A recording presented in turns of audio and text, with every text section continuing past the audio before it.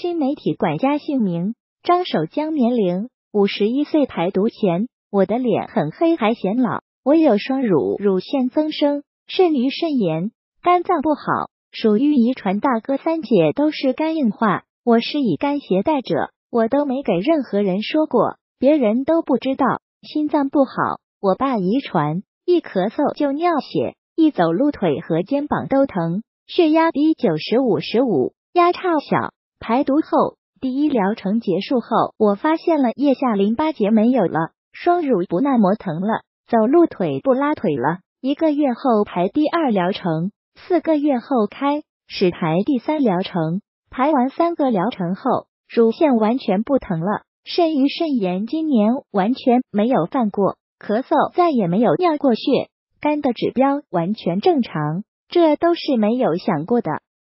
张老师排完毒后给慈惠人总部献锦旗排毒的前后对比照，